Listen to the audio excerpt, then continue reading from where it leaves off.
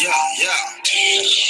Whoa, hold on, push it, walk it like I talk it, walk it like I talk it, walk it like I talk it, walk it like I talk it, walk it like I talk it, walk it like I talk it, walk it like I talk it, walk it like I talk it, walk it like I. All right, here we are, episode 7 of Let's Talk Phys Ed. I'm Jason Steele, and with me as always is Tanner Roast. Tanner, how are you? Hey, I'm doing really good. Hey, we've got a special guest tonight. We've got Mike Morris in the house. Hey, Mike. What's up, man? Well, we're super excited to have you. Thanks for joining us. No Absolutely. problem. Glad to be here.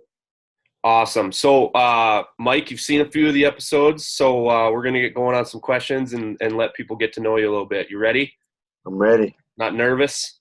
Not nervous. A little upset you're missing American Idol right now? The game is on. Yes, it is. Pause. All right. He's got it on pause. All right. So first question tonight, probably something that one of the 4 people who's watching our show actually, who's really wondering, but is one of your biggest activities that you've had on Twitter is Dice Bonk. It's been extremely popular since you introduced it to the Twitter PE community. There have been a lot of other variations to it. You know, there's been the Dice Bonk, and then people have kind of built from that, and you've also built from that. What are some of your favorite modifications that have been made to that? I like the one with the bowling. I think Mark Youngman did it. Okay. Sure. He did the bowling pin on top of he did a bowling pin and he put like a noodle on top. I thought that was pretty cool. And I've seen a lacrosse one that I thought was cool. Yeah, I saw that this week. That was pretty cool. So those 2 probably are the best ones I've seen.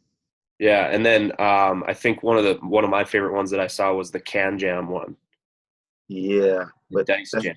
Dice Jam. Yeah. Yep. Yeah, that was pretty cool. Yep. And we've got buckets, but we don't have the Can Jam. But I could easily do that with the dice. That was neat. Absolutely. All right, so I'm really impressed with those the cross-curricular activities you're doing. I see it often on there. One of them recently I saw there's the Easter egg one where you're sitting here to find the bottom and the top and put it together. Maybe that's what it was. I think it had numbers or it had a clock. But so you do a lot of that. And then I saw you did Add or Up. And I did baseball last year. I'm probably not going to do it in the next couple of weeks. But that Add or Up was pretty awesome. And you use the dice to hit that. So I'm thinking of 2 really awesome dice games that you do. You must be the dice guy. So what else do you do with dice that's amazing? Let's see. We got Dice Jam, Dice Bonk. I'll try anything with dice, man. I try to do a lot of cross-curricular stuff just because we sit in all these meetings and stuff and trying to find ways to improve test scores, and I want to throw my little 2 cents in too, just to say, well, my class is important, or we do this here, we do that. So yeah, definitely a good way to advocate, for physical education as well too, that, we're not just rolling a ball out, Yeah, I try to get my money's worth out of the dice though. Absolutely. So how often do you use your fake poop in your Phy Ed class? I love the fake poop, man. Probably about 3 times a year. We kick it. We use it for a throwing game. I got the fake poop idea from Gabe Irvin. He introduced it to me at a conference, and I was just like, man, this is awesome. And I think it was a year ago when I first started buying it.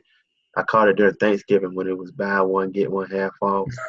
So if I'm going to spend about $60 on poop, I'm going to try to find every way I can use it. Kick it, throw it in the toilet. I got a porta potty. So we're going to try to find every way we use poop. They love it, though. When I bring it out, they're like, ew. Yeah, I bet you the student engagement is super high when you pull that out. Like all of a sudden their attention, they're on. They're probably ready to go. I don't care what we're doing, but there's fake poop in here, and I'm excited about it. Yes. Cool. So, I think I saw you at a birthday recently. You said how old you were on Twitter, but in the short amount of time that you've been teaching PE, what is the best advice you've been given? You've been around a lot of big names. So what's the best advice you have? Probably don't stop. Just keep doing what you're doing and don't be afraid to try. I think a lot of times we, as teachers, we think about all the negatives instead of saying, hey, let's just try it to see what happens. So that's the advice I guess I would give another teacher. Don't be afraid to try. Perfect. All right. So now this is the part of the episode where we kind of jump into the speed round. You've got about 10 to 15 seconds per question to come up with your answer. Hopefully we can catch you off guard a little bit. That might help us get some views and some people watching. Are you ready for the speed round? Let's go. Okay, here we go. Question number 1. Would you rather use heart rate monitors or uploadable pedometers in class? Uploadable pedometers. All right. How about Celtics, Cavaliers, Rockets, Warriors? Who's winning this thing? Warriors. Lightning, Capitals, or the Knights? Who wins the Stanley Cup? I'm gonna say Lightning. Lightning. All right. So what sports did you play when you were a kid? Basketball, baseball, and football. Well, I didn't play football, but we played in the backyard, and I ran cross country and track. But mostly basketball and baseball. All right. And I think I just read your question. So why don't you read my question? I don't know what your question. Oh, there we go. All right. Episode 7. We're done. It's over now. We screwed up on the questions, but that's okay. Right. If Justify wins the Belmont Stakes, it will be the Triple Crown of horse racing, correct? If you could name a horse right off the top of your head, you got 5 seconds. Name your racehorse. Maisie? Maisie. It's like he was ready for that. You got to stand for something? Well, my girlfriend's got a dog named Maisie. All right. Her daughter right. terrorizes, so that's the first name that comes to my head. She terrorizes. Poor Maisie. All right. I've never been on a horse. Me All right. neither. So Jason, he likes fishing a lot. He goes fishing all the time. He just, in fact, before you got on, he showed me his picture of this giant fish. Maybe you showed that picture while I tell this. Do you have that up on your phone? Oh, yeah, I probably do. All right. So anyway, in 30 seconds, how many fish can you name? New state record of North Dakota walleye was caught about 3 days ago. Kind of a big deal. So. All right. So I'm gonna time you 30 seconds. You just start naming fish. You ready? And Okay. go. Catfish, shark, trout, bass, red snapper. That's about all I know. Oh, you got lots of time left. I know I'm not. I just started fishing, so I'm a All rookie. right. Jason, name 5 more. Oh, now I'm on the spot. Yeah, 5 more. Okay. I didn't know that was coming. Walleye, perch, northern pike, paddlefish. Is that a real fish? Oh, yeah, I've caught them. Man, you caught me off guard. A carp. There you go. There's 5. All right. Okay. Last one for the speed round. Pretend you are interviewing for a new PE position at your ideal school. If you were asked to teach your favorite 40-minute lesson, what would you teach? Jump rope. Jump rope's your favorite? What makes it special? Because I get to see a lot of growth, especially with the younger ones. I like teaching jump rope to kindergarten, and just because they don't know how to do it, and it's the ultimate challenge. Everything else you'll have pretty much people who know how to do it, but jump rope is the most for the kids I teach anyways. Most of them don't really know how to do it that well. It's not easy either for those kindergartners. No. It's really not. You have to really break it down. Funny story. I was gone and the sub wouldn't come, and my principal took over, and he had to teach kindergartners how to jump rope. And he said it was just the hardest thing he'd ever done because he was a classroom teacher. And he said, I don't know. So I agree. I'm gonna tell you, around this way, leaving sub plans is hard.